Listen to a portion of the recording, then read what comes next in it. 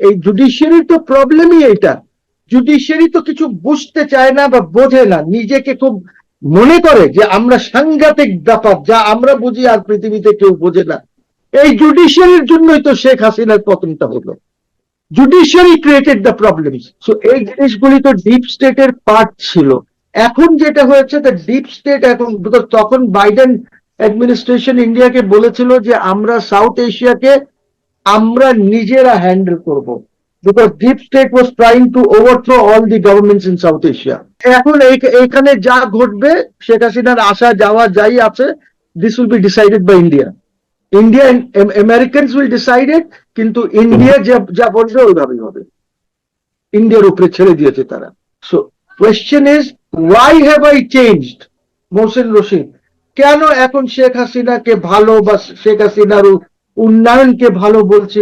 Because আমি এখন যা 2-2.5 বছরে দেখলাম, এটা তো রিভার্স গিয়ারে চলা শুরু করেছে বাংলাদেশ। 5 আগস্ট 2026 এসে আসলে কতটা ইতিবাচক পরিবর্তন বা নেতিবাচক পরিবর্তন এলো এই জাতির জন্য? আমি তো ইতিবাচক কিছুই দেখি নাই। আমি যা দেখেছি সেটা মানে যা এক্সপেকটেশন ছিল তার একদম উল্টা, মানে পুরো উল্টা। যার জন্য আমরা যারা একসময় আন্দোলন করেছিলাম, আমাদেরকে এখন বলতে হয় বা বলছি যে শেখ হাসিনার দিনকাল ভালো ছিল, তখন ডেভেলপমেন্ট ছিল। এখন আমরা কি দেখছি? ধরেন কালকে যে ঘটনাটি ঢাকায় হয়েছে, এইটা কি কোন ইতিবাচক ঘটনা? এটা তো সাংঘাতিক খারাপ। আপনি যদি ফরেন ইনভেস্টার্সদেরকে ডাকবেন আর ওরা এই রিপোর্টিং গুলি হচ্ছে ঢাকার থেকে ওদের ক্যাপিটালে, তাহলে আপনি কি এক্সপেক্ট করেন? তারপরে দেখেন, আজকে প্রমাণ করলেন বর্তমান প্রধানমন্ত্রী দ্যাট এই সরকার is a continuation of the Yunus সরকার। উনি আজকে ইউনূসকে সাথে নিয়ে গিয়ে উদ্বোধন করলেন গণভবনের, যেটাকে জাদুঘর করা হয়েছে। এইটা একটু সংযোজন করি এবং ওই জুলাই জাদুঘর উদ্বোধনের সময় ডক্টর ইউনূস ছিলেন দর্শক সারিতে। আমাদের বর্তমান প্রধানমন্ত্রী তারেক রহমান তিনি নিজে ডেকে নিয়ে নিলেন মানে স্টেজে, যেই মানুষটির বিরুদ্ধে আর কিছু না হোক 850 শিশু হত্যার অভিযোগ যার বিরুদ্ধে, তাকে আমাদের প্রধানমন্ত্রী ডেকে নিলেন মঞ্চে। মানে এটাও আমাদেরকে মেনে নিতে হবে। জি, আমার মনে হয় প্রধানমন্ত্রী আশ্চর্য হয়েছেন যে উনি ওইখানে কেন আছেন। প্রধানমন্ত্রীকে উচিত ছিল যে ইউনূসকে দিয়ে উদ্বোধন করানো, সেটা সবচেয়ে ভালো হতো। ওর চেয়ে ভালো আর কিছুই হতো না, বিকজ একই তো, ইউনূস আর উনি একই। এইটাতে আরো প্রমাণ হয় দ্যাট আজকের প্রধানমন্ত্রীও পার্ট অফ দি কনস্পিরেসি ছিলেন। তো এরা সব ডিপ স্টেটের লোক হয়ে গেছে, বুঝছেন? তো আপনি কিভাবে এক্সপেক্ট করেন যে কোনো কিছু ভালো হবে এই দেশে? আর গণভবনের এই এত বড় এইটাকে ভেঙ্গেছেন ইউনূসরা, এইখানে উদ্বোধন করছেন কে? আমাদের প্রধানমন্ত্রী। এইটা উচিত হয় নাই। এইটা মানে এর চেয়ে নেতিবাচক আর কিছুই হতে পারে না।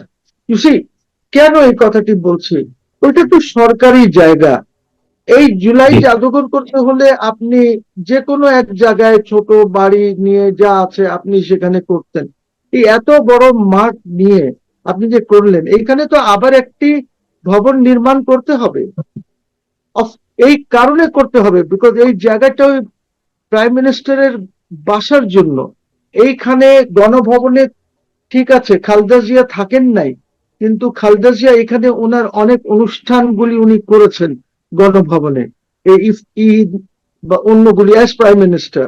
অপোজিশন লিডার হিসাবে উনি লেডিস ক্লাবে করেছেন বা অন্য জায়গায় করেছেন। তো প্রশ্ন হচ্ছে যে এখানে তো একটি ভবন নির্মাণ হতে হবে, যেটা প্রাইম মিনিস্টার হাউস হবে। সো এইখানে আপনি জাদুঘর করলেন, কয়দিন রাখতে পারবেন এই জাদুঘর আমার জানা নেই। দিস কুড হ্যাভ বিন ডান, ছোট জায়গায় করতেন। তারপরে ধরেন প্রধানমন্ত্রী কাল না পরশু একটা বক্তৃতায় বলছিলেন যে আমাদের এখানে অনেক ইনভেস্টমেন্ট আসছে, $2 বিলিয়ন একটি এআই ডাটা সেন্টার আমাদের এখানে হতে যাচ্ছে। I am sure you must have heard this. আপনি নিশ্চয়ই শুনেছেন ডাটা সেন্টার সিরাজগঞ্জ আর এইসব জায়গায় নাকি হওয়ার কথা আছে। আরে বাবা, ডাটা সেন্টার ওরা আপনাকে কেউ যদি বলে গিয়ে থাকে এটা কোনোদিন হবে না তো। আপনি প্রধানমন্ত্রী হিসাবে এটা বুঝতে পারেন না? যদি আমার মতন লোক যে একদম অ্যাডমিনিস্ট্রেশনের একদম বাইরে কোন বুঝি, আপনার দেশে এই যে কালকের ভায়োলেন্স হলো, আপনার দেশে ইনফ্রাস্ট্রাকচারের অভাব, আপনার পলিটিক্যাল স্পেস যদি না হয় সবার জন্য, তাহলে they will never come with this investment. Problem হচ্ছে আপনার বিদ্যুতের প্রবলেম হচ্ছে। আপনি ওইখানে ডাটা সেন্টার করবেন, অনেক হিট জেনারেট করে ডাটা সেন্টার, অনেক পানির প্রয়োজন হয়, ওইখানে পানির লেভেল অনেক নিচে নেমে গেছে। I don't know how you will manage, but I am sure they will never come. $2 billion is not coming data issue because আপনি কালকে যেসব করলেন, আর প্রধানমন্ত্রী এখন পর্যন্ত এটাকে কন্ডেম করেন নাই। কালকে ছাত্রদল শিবিরের যে মারপিট হয়েছে এইটা নিয়ে ওনার কোনো বক্তব্য এখনো আমি শুনি নাই। আমি জানি না আপনারা শুনেছেন কিনা। আর উনি উনি ওদেরকে কন্ট্রোল করারও চেষ্টা করেন নাই। যেভাবে এই জিনিসটা হয়েছে এটা মারাত্মক। This will make the country unstable, আরো আনস্টেবল করবে। সো এখন আজকে দেখেন শেখ হাসিনা একটি বক্তব্য রাখবেন, আমরা বা আমার গভর্নমেন্ট এত পেরেশান হয়ে গেছে এইটা নিয়ে। আপনি কেন ইন্ডিয়ান হাই কমিশনারের সাথে এটা কথা বলছেন যে হাসিনাকে বক্তব্য যেন না রাখতে দেন? They can just stop Hasina, they can't, because খেয়াল রাখতে হবে, হাসিনা কে আমি বারবার বলছি, she is the de facto prime minister of Bangladesh. She has not resigned. She has not handed over power to the Prime Minister, incoming Prime Minister, but Jai Hock, by even Tariq কেও বা even Yunus কেও উনি hand over করেন নাই পাওয়ার। এই কারণে আমি বলি, তারেক শাহ বলেন ডিজোরে প্রাইম মিনিস্টার, এখন উনি দেশ পরিচালনা করছেন, but that does not mean যে ডিফ্যাক্টো প্রাইম মিনিস্টার যদি ইচ্ছা করেন তাহলে উনি সেখানে বসেও তো আদেশ দিতে পারেন। কাকে? আমলাকে আদেশ দিতে পারেন, পুলিশকে আদেশ দিতে পারেন, মিলিটারিকে আদেশ দিতে পারেন। ওই আদেশটা আপনি কার্যকর করবেন কিনা দিস উইল ডিপেন্ড। কিন্তু একটা জিনিস হবে, উনি যদি সেখান থেকে আদেশ দেন as the de facto prime minister, যে আমি এখনো প্রাইম মিনিস্টার আছি, তাহলে কিন্তু এইখানে পুরা আমলা, পুরা ব্যুরোক্রেসি, সিভিল মিলিটারি ব্যুরোক্রেসিতে একটা হিউজ ঝামেলা সৃষ্টি হয়ে যাবে। কিন্তু সেটা কোনো ভ্যালু থাকবে? সেটা কি কোনো ভ্যালু থাকবে? অফকোর্স থাকবে। আপনার 10 জনের মধ্যে 3 জন তো ওইটাকে পালন করার চেষ্টা করবে, হয়তো ডাইরেক্টলি পালন করবে না, নিষ্ক্রিয় হয়ে যেতে পারে। আপনি, it's not a question of value, it's a question of assertion that আমি ডিফ্যাক্টো প্রাইম মিনিস্টার হিসাবে এই আদেশ দিলাম। আপনাকে বুঝতে হবে, হলো বা হলো না ইজ নট ইম্পর্টেন্ট, এটা হলো এসার্টিং যে আমি এটা করছি।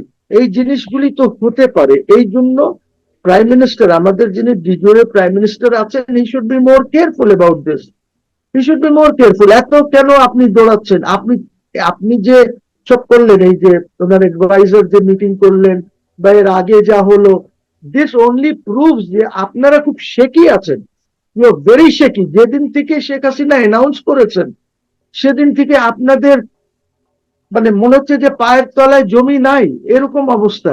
এর আগে আগে আরো কি কি করবেন শেখ হাসিনা আমিও জানি না, আপনিও জানেন না, কিন্তু আমাদের সাথে তো শেখ হাসিনার কোনো কথা হয় না, কোনো যোগাযোগ নাই।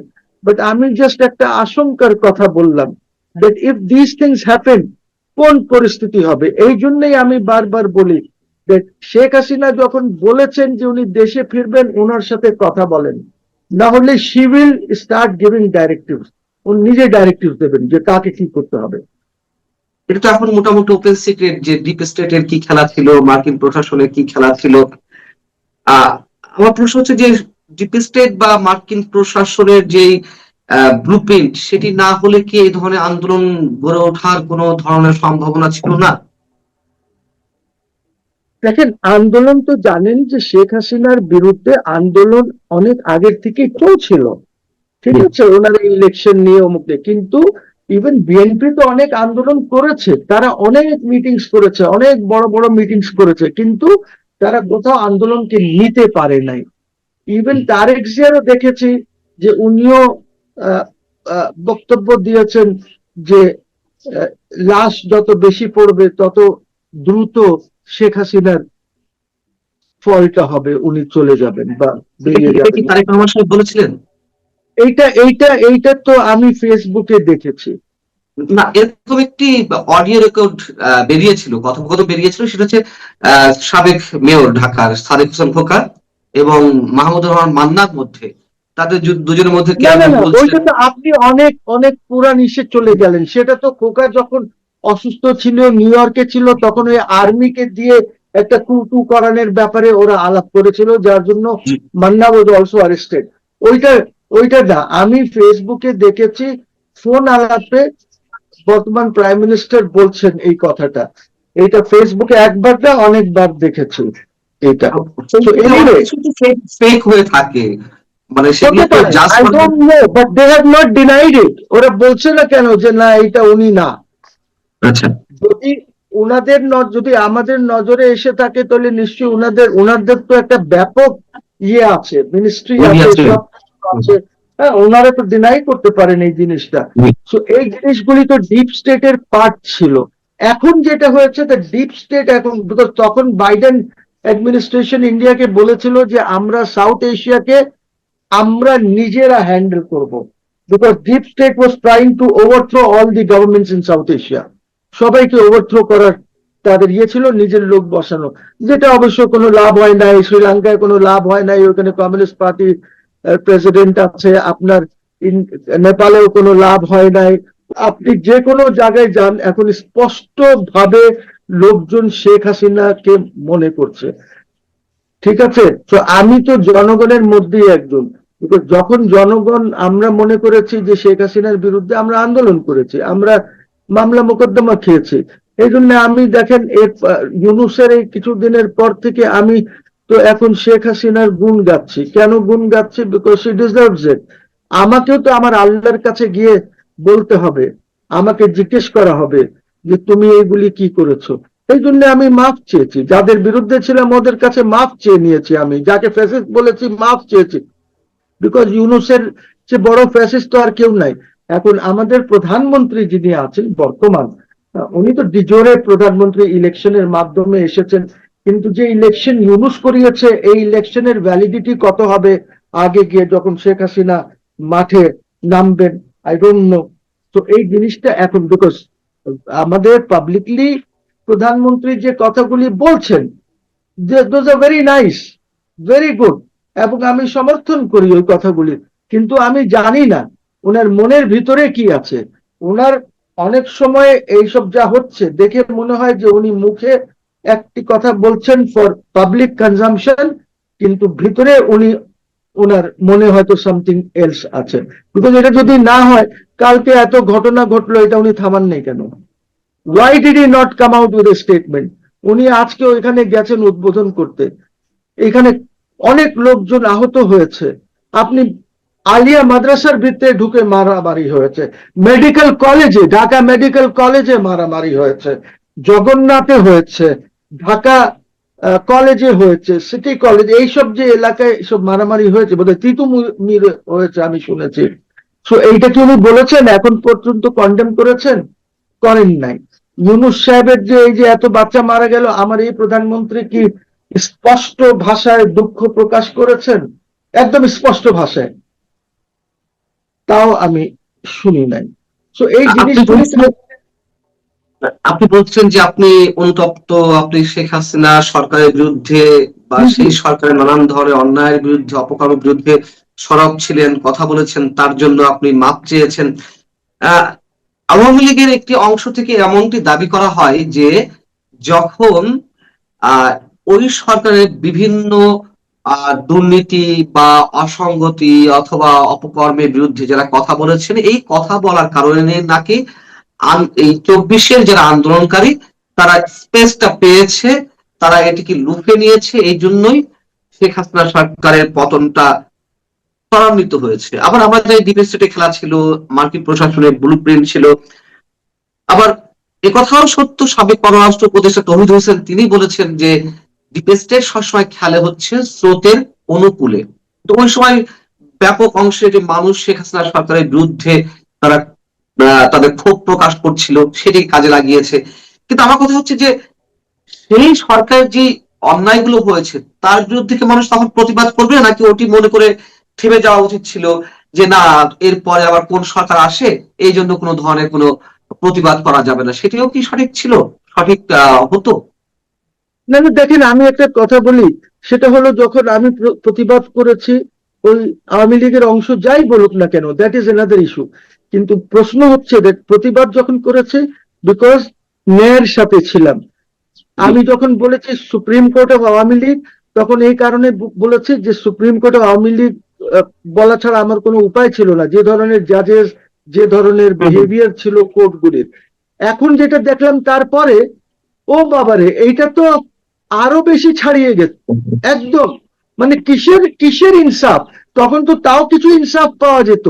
এই কারণে এখন আমরা যারা তখন এত বিরুদ্ধে ছিলাম, আমরা এখন বুঝতে পেরেছি। দেখেন, একটা চেঞ্জ হলে বোঝা যায়। সামনে আমার একটা জিনিস ছিল, সেটা নিয়ে প্রতিবাদ করেছি, সেটা নিয়ে কথা বলেছি। তারপরে যখন একটা চেঞ্জ আসলো, সামনে দেখলাম যে আরেকটি সরকার আছে, এই সরকার কিভাবে চলছে, কিভাবে আমাদের জুডিশিয়ারি চলছে, তখন সে বোঝা গেল যে ওরে বাপ, that was still better. Supreme Court of Awami League, Supreme Court of বাংলাদেশে যে ধরনের সিন্ডিকেশন, যে ধরনের প্রবলেম হচ্ছে, বা ইভেন দেখেন ইদানিং আপনি অ্যাটর্নি জেনারেলকে অ্যাসল্ট করা হয়েছে, আপনি দেখেন এই অ্যাটর্নি জেনারেলের বিরুদ্ধে কি ধরনের সব কথাবার্তা হচ্ছে, ডিআইজি এইজি অ্যাপয়েন্টমেন্টস নিয়ে নানান একটা প্রবলেম আছে, ওরকম প্রবলেম দেখি নাই। So that was a mistake. At least আমি ব্যক্তিগতভাবে মনে করি দ্যাট আমি ভুল করেছি, আমি মাফ চেয়েছি, এবং আমি বারবার মাফ চাইবো যে এটা আমার ভুল ছিল। এবং আমি বারবার এখন শেখ হাসিনার প্রশাসনকে, শেখ হাসিনা যা দিয়েছে দেশকে, এইটার প্রশংসা আমি করব, অবশ্য করব। বিকজ গত 2-2.5 বছরে আমরা কিচ্ছু দেখি নাই, কিচ্ছু হচ্ছে না দেশে, এখনো শিশু মারা যাচ্ছে। আজকে 6 মাসের মধ্যে, যে গত 6 মাসের মধ্যে ল এন্ড অর্ডারের যা সিচুয়েশন হয়েছে, মার্ডার্স যেভাবে হচ্ছে, আই মিন এইটা তো শেখ হাসিনার সময় এরকম এত গ্রাফ উপরে উঠে নাই মার্ডার্স এর। আর আপনি জানেন যে আমরা তো সব খবর পাই না, পুলিশ অনেক খবরগুলি দেয় না, ঠিক আছে? তার মানে যা ফিগার্স পাচ্ছেন এর চেয়ে অনেক বেশি। এইগুলি ধরেন গার্মেন্টসে আপনার মিল কলকারখানা কেন বন্ধ হয়ে যাচ্ছে তারেক রহমান সাহেবের সময় এত? Why they are closing? যে বিকজ বিষয়ে আমি বিদ্যুৎ নাই, গ্যাস নাই, আপনি বন্দোবস্ত করতে পারছেন না কিছু। গত 1.5 বছর বা 2 বছরে আমাদের সবচেয়ে বড় যে ক্ষতির বিষয়গুলো দাঁড়িয়েছে, তার মধ্যে অবশ্যই অবশ্যই সবচেয়ে আগে বলতে হয় মুক্তিযুদ্ধ ইস্যুতে। আমাদের ইতিহাস একেবারে, ইতিহাসের খোল নলচে পাল্টে দেওয়ার চেষ্টা করা হয়েছে। আহ 71কে মেলাইন করার একটা মহোৎসব ছিল ইউনূসের আমলে। আহ এই ক্ষতি আপনার কি মনে হয় যে স্থায়ী ক্ষতি, নাকি এইগুলো তারা চেষ্টা করেছে, পারেনি, এইগুলো সাময়িক তারা একটা বিজয় লাভ করেছে? পাশাপাশি সাম্প্রদায়িকতাবাদের উত্থান, জঙ্গিবাদের উত্থান এবং জঙ্গিবাদী গোষ্ঠীর যে আস্ফালন এখন নানান দিক থেকে জানান দিচ্ছে, এইগুলো কতদূর নিয়ে যাবে আমাদেরকে? না না, এটা তো দেশের দেশের জন্য খুবই খারাপ সিগন্যাল একটা, বাংলাদেশের জন্য। এই জিনিসটা তো কেউ টলারেট করবে না। শুধু টলারেট করবে না, আপনার দেশে বিনিয়োগও আসবে না। আপনার দেশে বাইরের বিনিয়োগ বাদ দেন, আমরা নিজেরাও বিনিয়োগ করবো না, মানে লোকাল যারা আছে ডোমেস্টিক, ওরাও করবে না। তো আপনি আপনি যাবেন কোথায়, বের হবেন কিভাবে এখান থেকে? গায়ের জোরে আপনি লোকজনের কাছে গিয়ে বলতে পারেন যে তুমি এই ট্যাক্স দাও, ওই ট্যাক্স দাও, তারা নতুন আইন করেছে, এগুলি দিয়ে কোনো কাম হবে না তো। দেশ এইভাবে চলে না, দেশ এইভাবে চলে না। আর প্রবলেম হয়ে গেছে কি, যে এই যে আপনার তারেক সাহেবের যে ক্যাবিনেট আছে, এই ক্যাবিনেটের মধ্যে কোনো ডেপথ নাই, কোনো ধরনের ডেপথ নাই, কোনো ধরনের আপনার ন্যাশনাল ইস্যুস গুলি রিজলভ করার মতন কোনো কিছু নাই। আপনার জুডিশিয়ারিতে নাই, বোগাস হয়ে গেছে জুডিশিয়ারি একদম টোটালি। সরি, আপনাকে কেউ কন্টেম করবে না, বিকজ যে জিনিসটা আছে, অ্যাজ এ লয়ার বলছি আমি, জুডিশিয়ারির মধ্যে কোনো ডেপথ নাই। কনস্টিটিউশনাল ল যেটা আপনার দেশকে ওগুলি বোঝেই না তারা, ওরা বোঝেই না, ওদের মাথার উপর থেকে সব যায়। আমার আমার কথা হচ্ছে যে কোন ইনস্টিটিউশন আপনি, ঠিক আছে, পার্লামেন্ট এত লম্বা সেশন চললো, একটাও ন্যাশনাল ইস্যু নিয়ে কথা হয়েছে এখানে? খালি ঘোষক, আমার এত বেড হসপিটাল দরকার, আমার এত রাস্তা দরকার। আরে Ziaur Rahman was successful because Ziaur Rahman was very intelligent, number one. Ziaur Rahman intelligence agency, মানে পাকিস্তানের আর্মি ইন্টেলিজেন্স ছিল, তার মেধা ওয়াজ টোটালি ডিফারেন্ট। সো এই মেধা নিয়ে, যে মেধা আমাদের বর্তমান শাসক গোষ্ঠীর আছে, এই মেধা নিয়ে আপনি দেশকে এগিয়ে নিতে পারবেন না। দেশের এটা দুর্ভাগ্য। কথা বলছেন আপনি, জুডিশিয়ারি নিয়ে কথা বলছিলেন, আপনি দেশের ইকোনমিক সিচুয়েশন নিয়ে কথা বলছেন, গ্যাস সেক্টর, ইলেকট্রিসিটি, এনার্জি ইত্যাদিতে অনেক কিছু নিয়ে কথা বলছেন।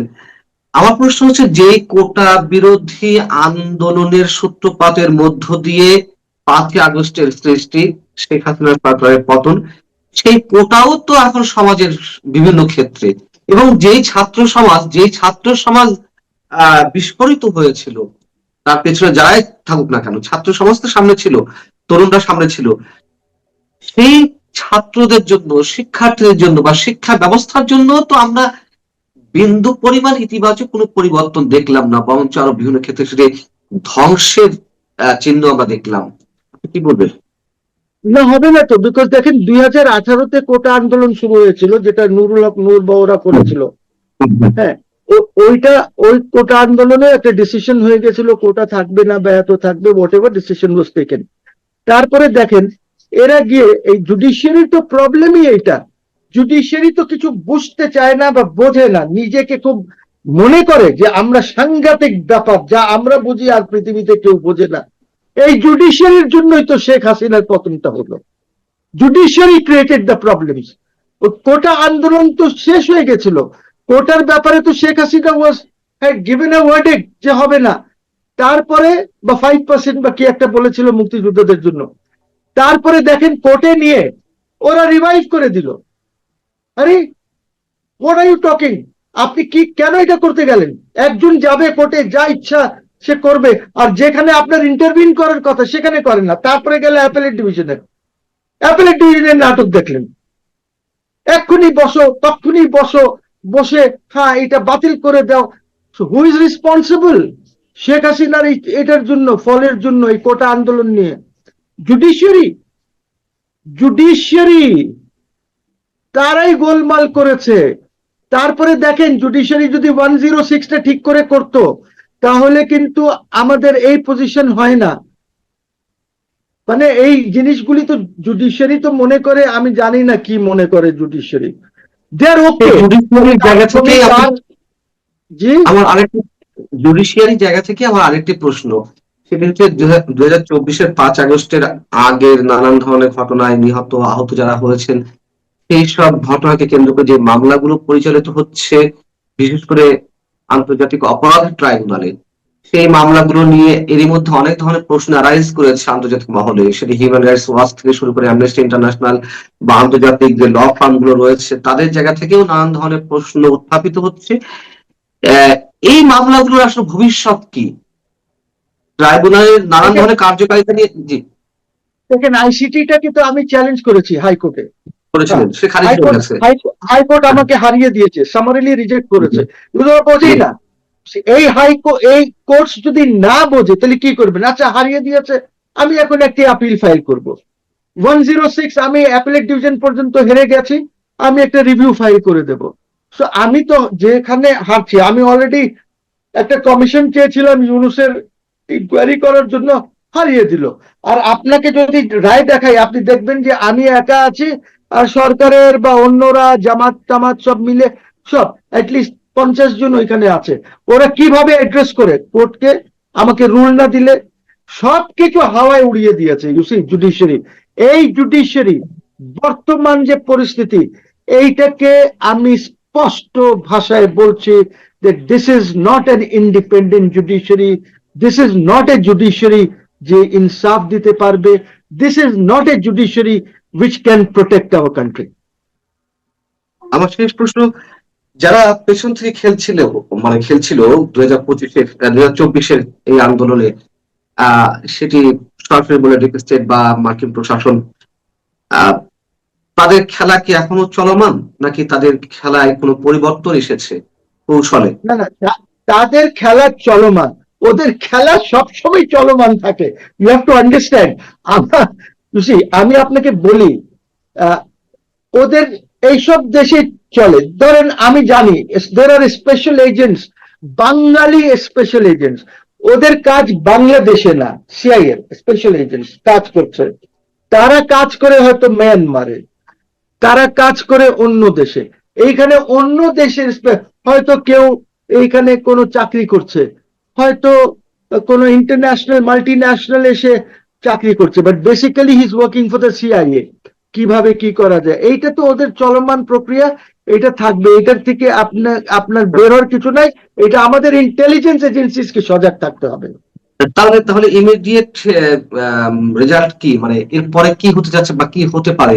অনেক কিছু তো ঘটলো, আমরা দেখলাম 2 বছর এখন ধরে। এখন এখন এইখানে যা ঘটবে, শেখ হাসিনার আসা যাওয়া যাই আছে, this will be decided by India. India, Americans will decided, কিন্তু ইন্ডিয়া যা যা বলবে ওইভাবেই হবে। ইন্ডিয়ার উপরে ছেড়ে দিয়েছে তারা। আর কিন্তু কিছুটা তো আমাদের বুঝতেই পারছেন স্যার, সার্জিও গোরের visit, cancellation of the dinner, তারপরে যাদের সাথে দেখা করেছে এর মধ্যে জামাতের সাথে দেখা করে নাই, শিবির বা এদের সাথে দেখা করে নাই। তো এই আপনি সাবের চৌধুরীর সাথে দেখা করেছে, তারপরে গিয়ে দেখা করেছে আমাদের ত্রিবেদীর সাথে। তো বুঝতে পারছেন এইখানে গেম চলছে, আর এটা এই সরকারের ফেভারে গেম চলছে না। তাহলে সরকার কি বুঝতে পারছে না? মানে নিশ্চয়ই তাদের মধ্যে তো অনেক ধরনের অনেক বুদ্ধিজীবী রয়েছেন, বা নীতি নির্ধারক রয়েছেন, তারা কি কোনো ধরনের বিপদে উপলব্ধি করতে এই পারছে? সরকারি খালি ইয়েস স্যার আছে, আচ্ছা, ইয়েস স্যার। তার মানে And শেষমেশ this Sarkar is surrounded by the American, by the English, যারা ইংল্যান্ডে লন্ডনে ওনার আশেপাশে ছিলেন, ওরাই এইটাকে চালাচ্ছেন। So it's bad day for this সরকার। তার মানে প্রেটা করতে হবে তারেক রহমান সাহেব এবং পুরো দলকেই। মনে হচ্ছে